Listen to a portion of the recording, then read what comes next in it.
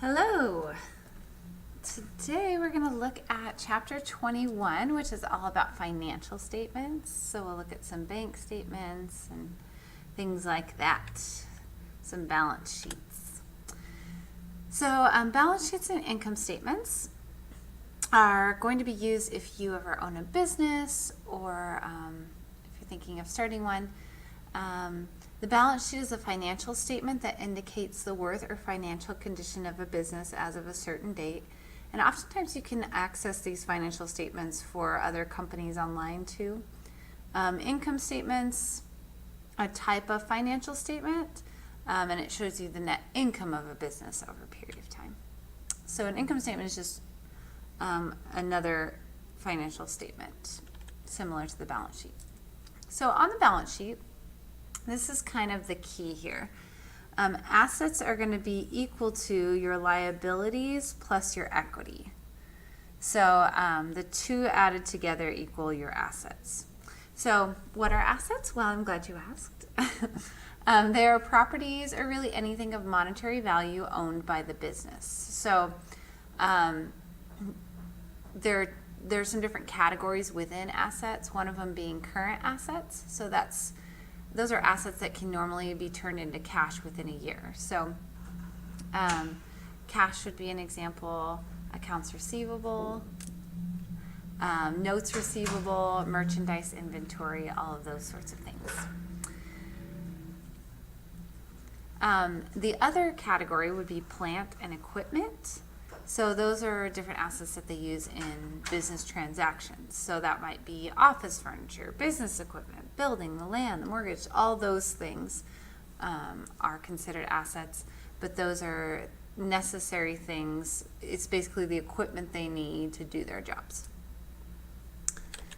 Okay, liabilities, so things that you're liable for, those are things kind of working against you almost. It's what you owe, basically. So any debts you might have. So that's broken up into two categories, current liabilities and long-term liabilities. And really the long-term liabilities are basically just the mortgage. You won't see a lot of long-term liabilities. Most of the liabilities are current ones. So there's accounts payable, which is merchandise or services that you maybe haven't paid yet that you're going to have to pay eventually. Notes payable, so promissory notes, like notes about debt that you still owe. Wages payable, so salaries a business owes its employees. So they owe them a certain amount for the year. They've promised them a certain amount for the year, but if it's June, they haven't paid them that full amount yet. So those would be wages payable. So it's basically money that you know is going to come out, but maybe hasn't come out yet. And then the other categories, so we looked at assets, we looked at liabilities, owner's equity or stockholders' equity. It's basically just the difference between the two, the assets and the liabilities. So it's what you really own.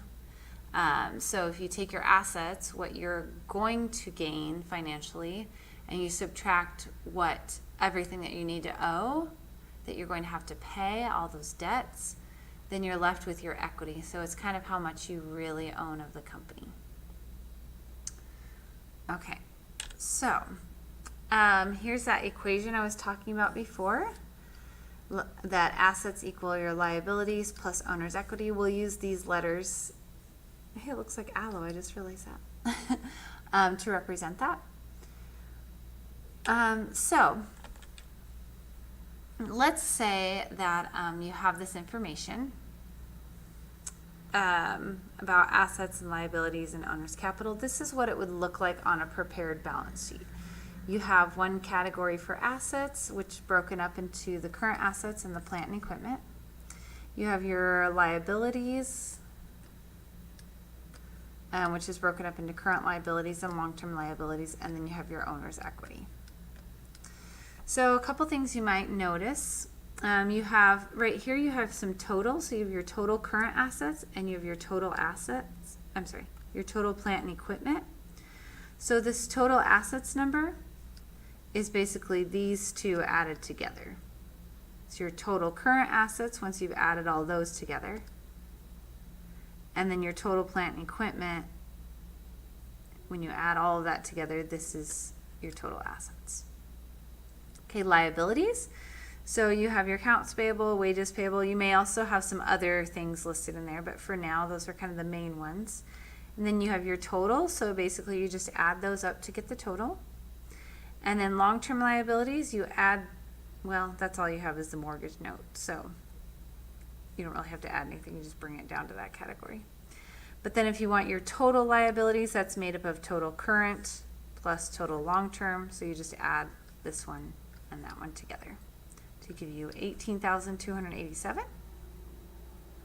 Okay, and then remember your owner's equity. So if you remember the formula, if you were to get owner's equity alone, you basically just subtract liability to the other side.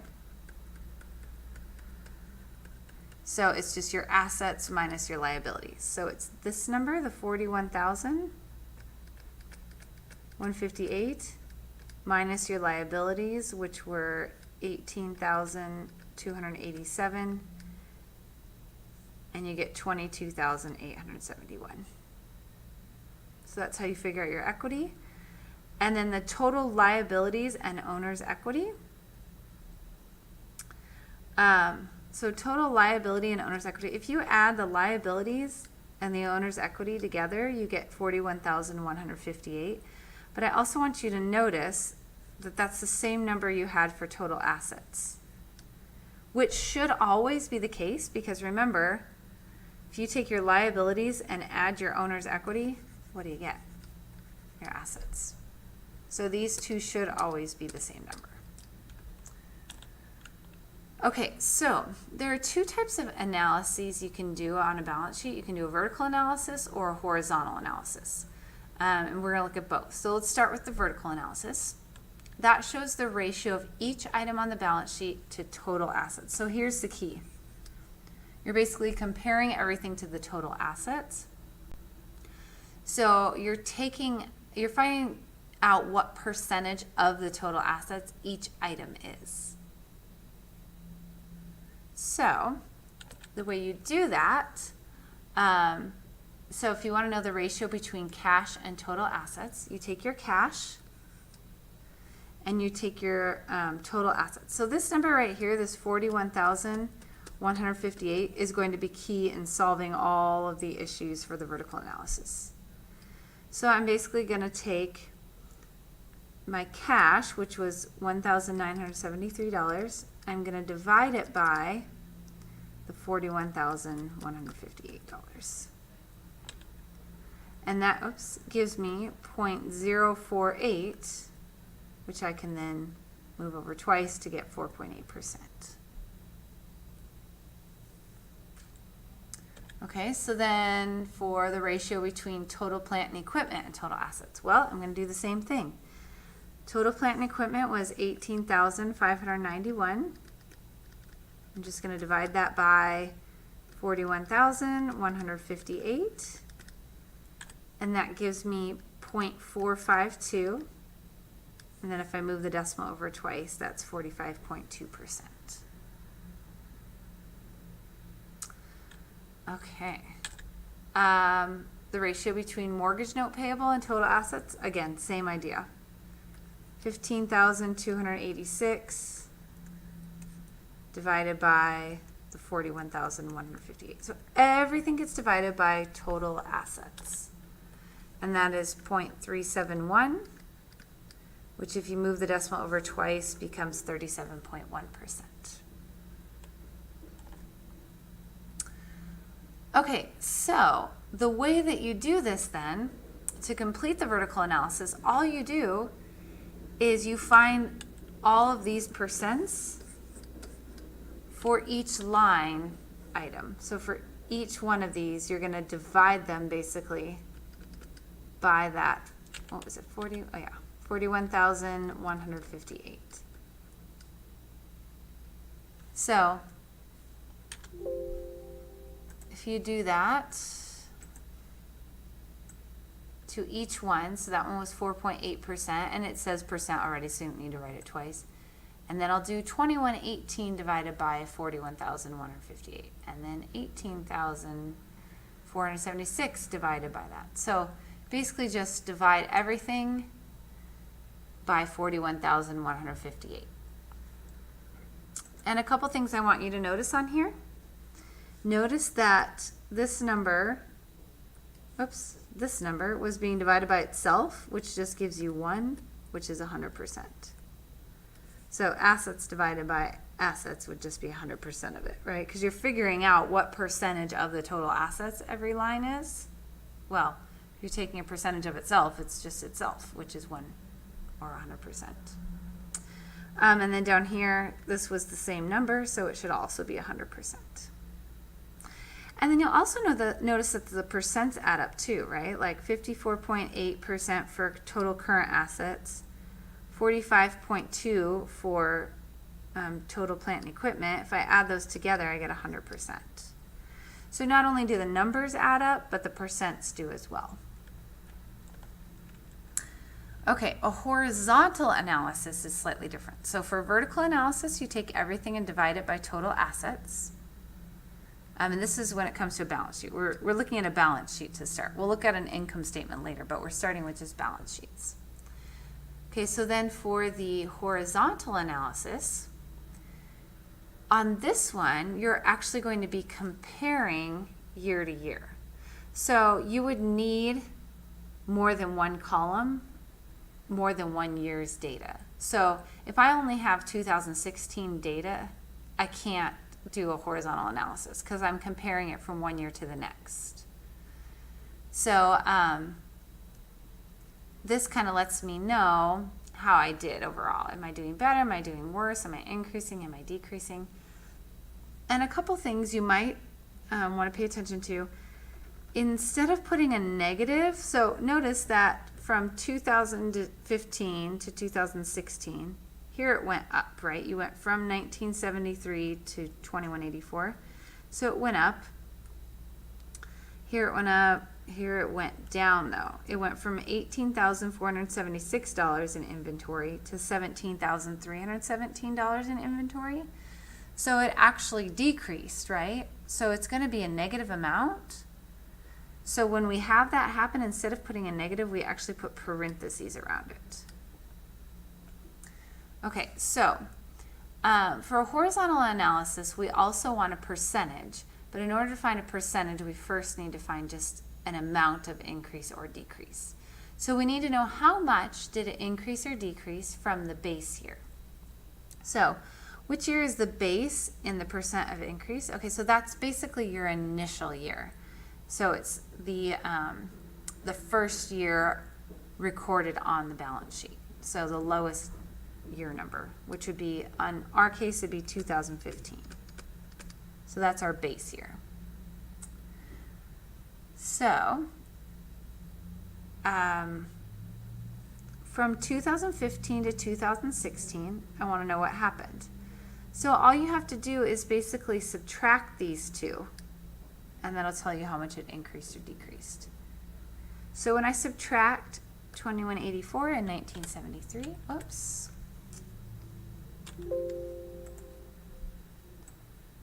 I get $211. Okay, then I can do the same for the next two. Just keep subtract. This one I'll subtract 4,308 minus 2,118, and I get $2,190. Okay, now look at the next one. When I subtract 17,000 and 18,000, I get a negative number. So notice, instead of putting a negative, they just put parentheses around it. Same thing with the next one. When you subtract them, it was negative, so they put a parentheses around it. Okay, and then you'll do that for all of these. So just comparing year to year. Now, you may see an income statement where they write it the opposite order. So they write 2015 on the left and 2016 on the right. So then you'll have to subtract the second column minus the first column. So you always take the most recent year minus the earlier year. So it's the recent year minus the earlier year to get how much you changed. Okay, so this is just the amount you change, and we want to know the percent of how much you change. So the way you do that is you're figuring it out from the base year. So you're going to divide it by the base year. You're going to take this amount that you just calculated and divide it by the base year. So for this percent column, it's the amount divided by the base year amount. So in our case, the base year is 2015. So for this one, I'm going to take $211 and I'm going to divide it by $1,973. That gives you 0.107, and then you have to change it to a percent. So I move the decimal over twice, it's 10.7%. And then you do the same thing with the others. So this next one, I'm going to take $2,190 and I'm going to divide it by the base year, which was $2,118. Okay, and that came out to 1.034, which is 103.4%. So this tells us it went up over 100%. So it more than doubled, right? It went up its full amount and then some. So that's looking good for the company if it's assets. If it's liabilities, you don't want that to be a high number because you don't want to have a lot more that you have to pay or still owe. Okay, so then you just do this for all those numbers. Some may be really small numbers, some will be really big numbers, but if it was negative and had a parentheses in this column, it's going to be negative and have a parentheses in this column as well. Okay, and it is possible to have a 0%. If there's no change, then the amount that it increased or decreased is just 0%. So this is really helpful for a company if they just want to see, okay, how are we doing relative to last year? Are we improving? Do we have more assets and less liabilities? More importantly, do we have more owner's equity? So these people, they went down 0.5%, which is not significant, 0.5%, but still, they want to be cautious that their equity is getting lower.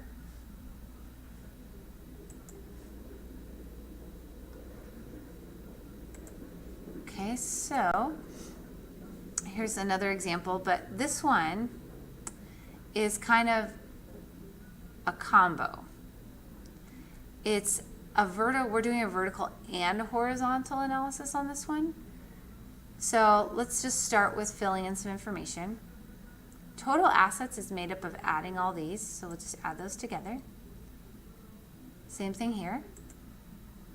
Oops, wrong one. Okay, same thing here. If we add all the liabilities together, we get this number.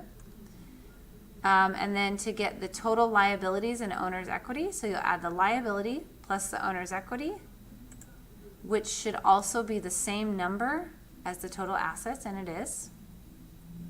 Okay, and then you'll do the same thing for this column.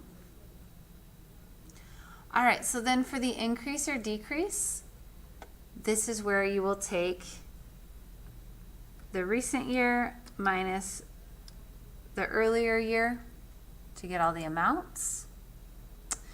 Notice this one was a negative. It was a negative 465, so we put a parentheses around it instead of a negative symbol.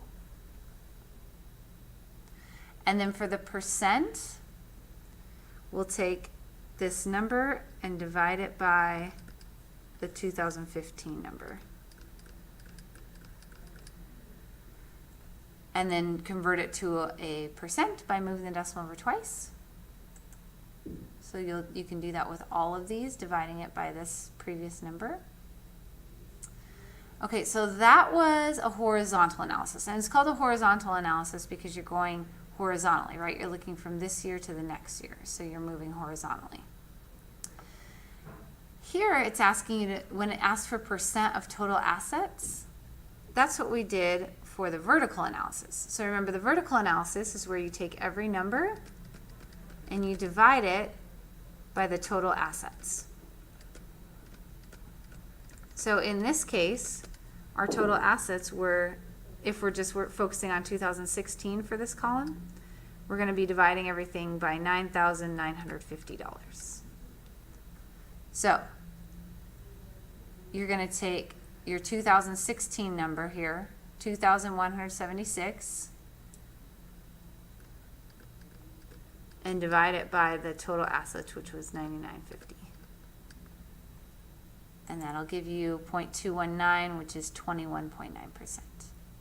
Then for this one, you'll do the 2016 number, which was 2789, and divide it by the 99.50 to give you 28.0. Okay, so you do that with all of those.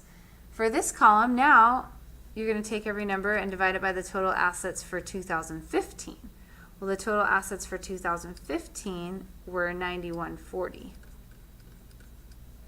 So this first number is going to be the 2015 number, so 1,948 divided by the 9,140.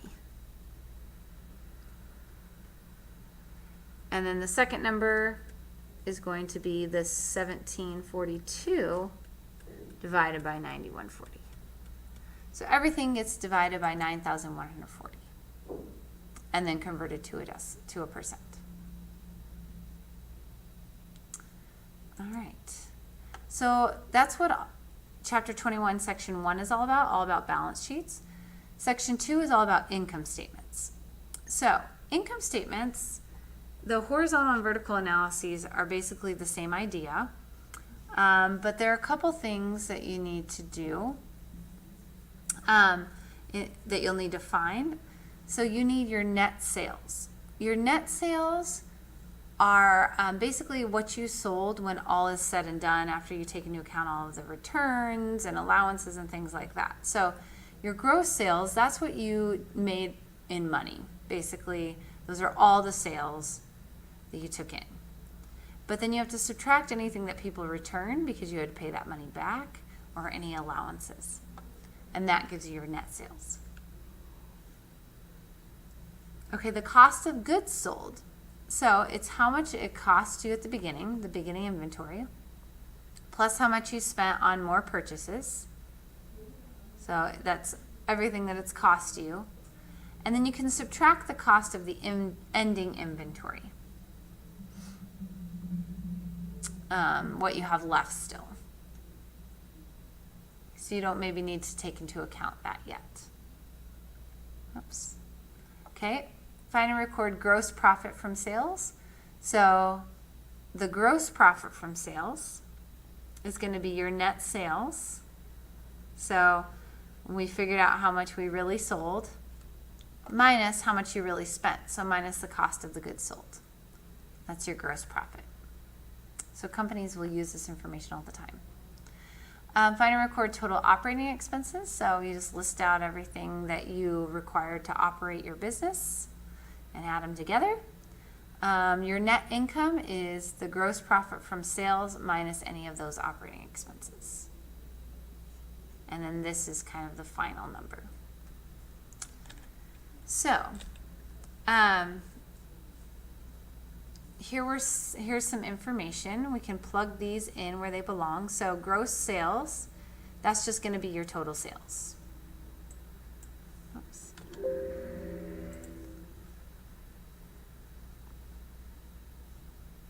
Okay, so, sometimes I write on this side, sometimes I write on the other side. Okay, so there's your total sales. I'm looking at the wrong one, sorry. Went ahead, okay. There's your total sales. Returns and allowances, that's 492. Now, it says less right here. That basically means to subtract. So to find your net sales, you're going to subtract your total sales minus the returns. And that gives you $24,791. Okay, for cost of goods sold, we've got our beginning inventory right here, $5,384. And then we need to figure out how much we spent on purchases. Well, the cost of purchases were $18,923. And it tells us what to do right here. It says add. Okay, so I'm going to add those together to give me 24,307. And then less, so add means add and less means subtract. So I'm going to subtract my ending inventory, which is $5,557 to get my cost of goods sold. and for some reason they put it over here. I think they want to line those two things up. So 24,307 minus the 5,557 gives you $18,750. So your gross profit, if you remember how to find that, gross profit is just net sales minus cost of goods sold. So our net sales were 24,791 minus the 18,750, and that's going to give me $6,041. Now notice it says gross profit or loss. Since loss is in parentheses, that's when it's negative. So again, it's kind of like the last balance sheet that we looked at, where if you have a negative number, you'll just put in parentheses. Okay, for expenses, we have our operating expenses as given to us, $3,750, and that looks like it's our only expense, so that's also our total expenses. Okay, and then for net income, if you remember the formula for that, it is gross profit minus operating expenses. So gross profit was this 6,041 minus the total expenses, which is 3,750. And that gives us $2,291. So at least we're in the green.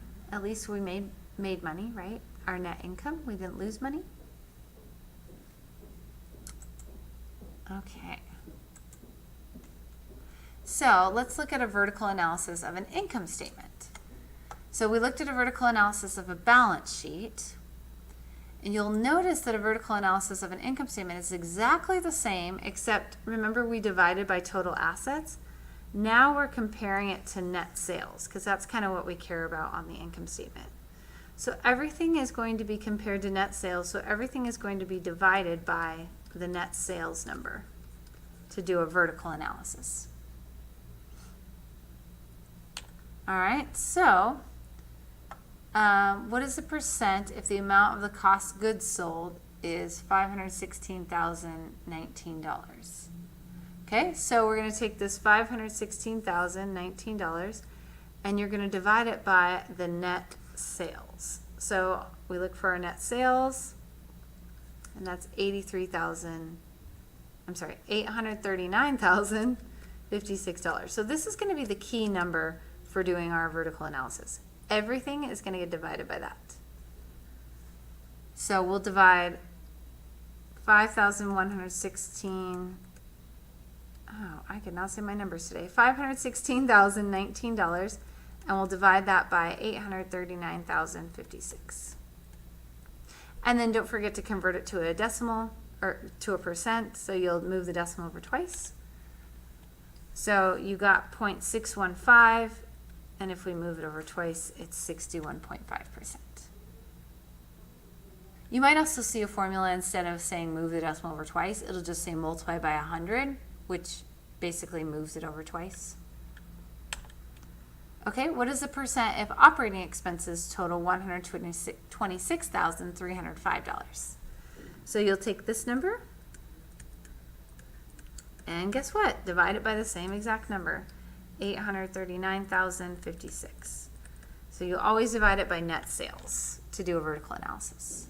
You get 0.151, and when you move the decimal over twice, it's 15.1%. So here, to get the net sales, so we have the gross sales, we have the sales return and allowances. Well, we have to decide if we want to add or subtract those. Well, returns are going to work against us, right? We're having to give that money back, so we're actually going to subtract this to figure out how much we really sold. Okay, and then cost of goods sold, we have our beginning inventory and our purchases. So remember, we have to add those together. And then we have our ending inventory, which we then subtracted. So if you look back at those formulas I gave you a few slides ago, it said to add the beginning inventory and purchases and subtract the ending inventory, and you get $47,950. And then your gross profit is going to be your net sales minus your cost of goods sold. And that gives you the $91,000. Okay, now for operating expenses. So you will probably have, if you own a business, a list of operating expenses. So you'll just, to get your total operating expenses, you'll just add them together. So when you add all these together, you get $35,760. So your total, your net income is your gross profit. So the $91,803 minus the total operating expenses. And that gives you $56,043. Okay, so that's just putting the data on the income statement. But to do a vertical analysis, that's where we need to take every one of these numbers and divide them by the net sales, which was this number. So this is going to be the key number to performing our vertical analysis. So for this one, I'll do 148,645 divided by 139,753. Notice this is higher than that number, so it is going to be over 100%. And it ends up being 1.064, which is 106.4%. And then you'll do that for every one of these numbers. So the next one would be a result of 8,892 divided by 139,753. So you're going to do that for each number. And that is a vertical analysis. Horizontal analysis. Okay, same idea as the horizontal analysis that we did for balance sheets. So again, you'll look at 2 different years. You'll be comparing 2 years, and you'll first have to calculate the amount that they changed, and then you'll calculate the percent that they changed. So if you look back here, remember you subtract the returns and allowances. Here you add the purchases and subtract the ending inventory. And then for the gross profit, you're going to take the net sales minus the cost of goods sold. And you get $100,513. And then for operating expenses, you'll just add all those together to give you $57,075. And then your net income is the gross profit minus the operating expenses. Okay, then you can do the same thing for 2016. All right, now we just filled in the income statements, and it's called comparative because you're comparing 2 years. And now we first need to figure out the amount that they changed. So remember, you're going to take the most recent year minus the earlier year. So it's going to be 2017 information minus 2016 information. So this first one will be 239,873 minus 236,984, which gives us $2,932. Okay, for the next one, when I subtract 12,815 minus 13,895, I get a negative 1,080. So notice instead of putting the negative, I put the parentheses. Okay, etc., etc. Notice this was 0 because there was no change in rent. Rent was the same from year to year. So this can be helpful because you can look at high amounts and low amounts. So like, okay, here's a low amount. There wasn't much change in utilities. Okay, so good. We are pretty consistent with our air conditioning usage and things like that. Some high numbers here. We got some high numbers for purchases. We made a lot more purchases. So from year to year. So maybe that's something we need to look at.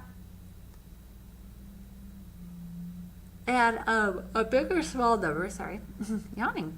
A big or small number could be relative to the category as well. I mean, So 2,132 could sound like a really big number, but when you're thinking about salaries for employees, maybe it's not that much of a difference.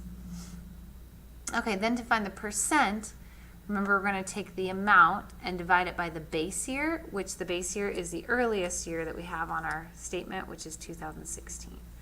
So for this first number, it'll be 2,932 divided by the 236,941.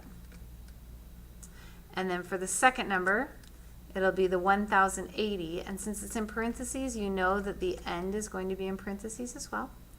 Divided by the 2016 information for that category, which is 13,895. And whatever we get will be in parentheses. And then at the end, just make sure to move the decimal over twice or multiply by 100, same thing. Okay, so now you can see, oh, that's a big, this is why the percent might be more helpful, because the amounts, it was all relative, right? But here, these percents, now you can compare them. So this is a 10.4% increase. This one's a 20% increase, which is our biggest increase in depreciation. Oof. So the amount might not have been the biggest amount change, but it was the biggest percent change.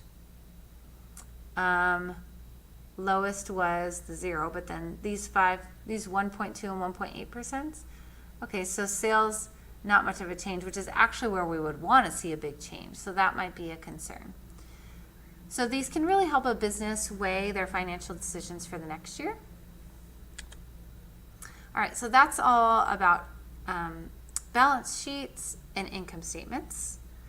And then you have a bunch of different financial ratios that you may see companies talk about. So there are tons of different ones out there. I'll just look at a few that I saw in your homework. But all these different financial ratios are a way of comparing a business's performance to other businesses. So you can say, what's the current ratio of your company? What's the current ratio of your company? What are some other ones? Oops, I'll come back to those. There's several different ones, but you can compare, and you can even look up companies' ratios. So your working capital, that's what you're working with, is your assets minus your liabilities. That's kind of it's like your equity, basically. Current ratio. So this is the ratio of your current assets to the current liabilities. So anytime it says the ratio, it's usually saying you're going to divide it. So this means current ratio is actually your assets divided by, current assets, that's going to be important, divided by your current liabilities. So you're basically comparing your assets to your liabilities. And what it shows is your company's ability to meet its obligations when they're due. So you want this to be a higher number because you want to have more assets than you do liabilities. So you want it to be over 1. Okay, so if you had to choose McDonald's or Wendy's, think about it. And now think about which one you think is better at converting its assets to cash. So in taking all of its assets that it has and making money from it. Okay, so McDonald's has $4,053,200,000 of current assets and this much in current liabilities. Wendy's has current assets of significantly less than McDonald's, but their liabilities are also significantly less.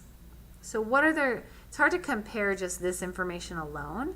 So if I could figure out their current ratios, then I can compare them. So for McDonald's, you're going to do the $4,053,200,000. You're going to divide it by the $2,973,500,000. And then whatever you get, since it's a percent, you'll multiply by 100 or move the decimal over twice. And then for Wendy's, we'll do the same thing, assets divided by liabilities. And then whatever our answer is, convert to a percent. Okay, so If you do that,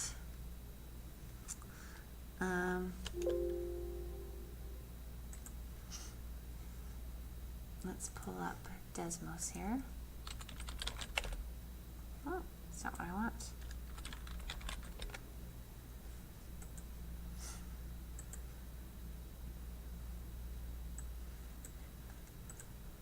Okay, so I've got 4053 20000, oops, divided by 2973 500000. I missed something here. 200. Oh, one more zero. All right, so it's 1.36. So its assets are higher than its liabilities, which is good. That means it's converting its assets to cash pretty quickly. And then Wendy's is 404,353,000 divided by 227,162,000. So notice they actually have a higher current ratio. So it's hard to compare the numbers because the numbers are so different. But if you look at their current ratios, Wendy's is actually quicker at converting their assets into cash. So, yay, Wendy's. Now the average, I don't know if you can see this, current ratio in the industry is 0.6. So they're both doing very well for themselves.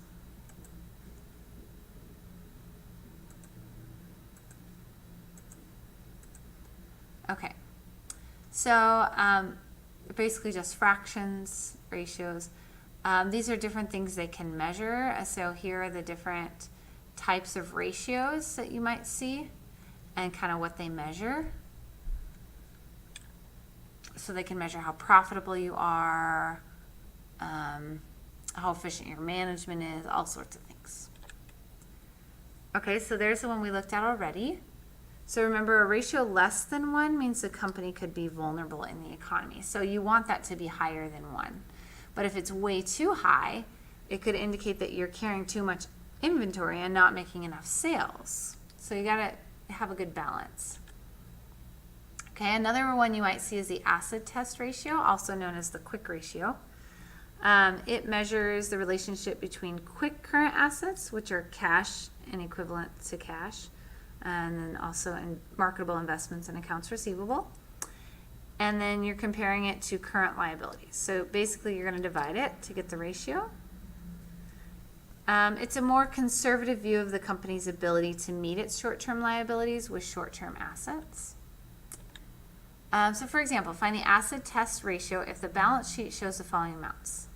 You've got some cash, no marketable securities, but you do have some accounts receivable and some current liabilities. So the quick current assets are going to be your cash plus your accounts receivable. So that's going to be 27,687. And that's going to be divided by your current liabilities, which is 26,345. And that gives you 1.05. Or you can think of it as 105%, or sometimes you'll see it written 1.05 to 1, or like this. So that's your assets are higher than your liabilities because it's above 1, so that's a good sign.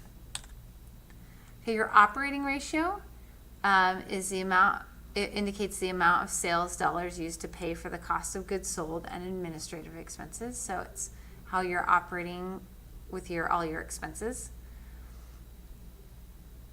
Now you want, so the way you find it is it's the cost of goods sold plus your operating expenses divided by your net sales. So think about what you would want to be higher. You want your net sales to be higher than your costs. So if this number is bigger than the numerator, then it's going to give you a decimal smaller than 1. So you actually want a number smaller than 1. The lower the operating ratio, the more income there is to meet financial obligations. Asset turnover ratio is net sales divided by total assets. There's a total debt to total assets ratio, which tells you right there what you need to use. Total debt, so total liabilities, divided by total assets. Gross profit margin ratio shows the average spread between cost of goods sold and the selling price. So it's basically your revenue minus your cost of goods sold, and then you divide it by your revenue. So I was doing some research, and some financial advisors, to them, this is the most used and important in determining pricing with product costs. They said a gross profit margin of 50% shows that half of the revenues generated by the business are used to pay for cost of goods sold. Firms with a higher result will typically have a competitive advantage over others in their industry because they can then charge more for their product. Okay, so thinking about if you want a high or a low number here. So for the current ratio, you just think about what you want more of. If you want the numerator to be higher than the denominator, then you want it above 1. If you want the denominator to be higher than the numerator, then you want below 1. So you want your assets more than your liabilities, so you want it to be higher. Asset turnover, you want your sales to be the best, right? So you want that to be higher, so higher. Here, liabilities and assets, you want your assets to be higher than your liabilities. So this one you actually want a low number. And then here, your gross profit and your net sales. Well, it would be amazing if your gross profit was higher than your net sales. So, okay. Find the operating ratio and the gross profit margin ratio for Moline Internet Store if the month's income statement shows net sales of $285,832. Cost of goods sold is that. Here's your gross profit, operating expenses, and net income. Okay, so remember the operating ratio is the cost of goods sold plus the operating expenses.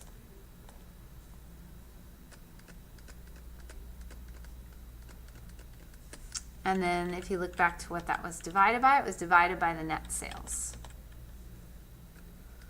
So you're going to take your cost of goods sold, which is $198,530, plus your operating expenses, which were $36,593, and you're going to divide that by your net sales, which are $285,832.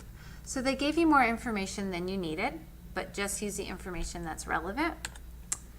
And so you get 0.8225 or 82.3%. So you have a high operating ratio, which is not necessarily good because you want to have higher sales and less cost. For the gross profit margin ratio, if we look back at that formula, it's revenue minus cost of goods sold divided by revenue.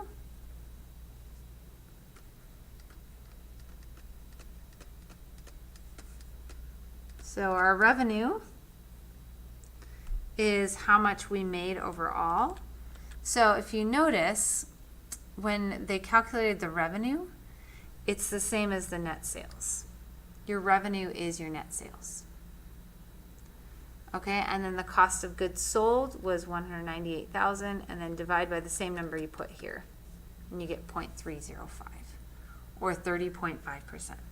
So all these ratios tell a different story. Some you want to be higher, some you want to be lower, but they're used to compare your business to other businesses. Okay, and that is it for today, unless you wanted to take a look. I'll just show you this real fast. They have some of these companies' balance sheets and income statements online. Of course, it's going to take a little moment. Okay, it may not load it. But if you were to look at these sites, You could find information about any company really. Oh, here we go. So you'll notice here is Disneyland. So I can look at the income statement. Oh, there's no data for that one. Okay. Balance sheet. Okay, so let's look up Starbucks then.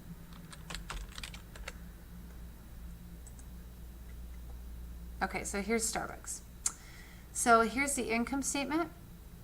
So you'll see it's all the categories we talked about, but they might have some more categories. And then there's a comparative, right? They have the different years listed. And then the balance sheet, there's our current assets, long-term, liabilities, equity, and then it's also comparative. So you could perform a vertical or horizontal analysis on any of these. All right. So that concludes chapter 21. And if you have any questions, as always, feel free to contact me. Have a wonderful day.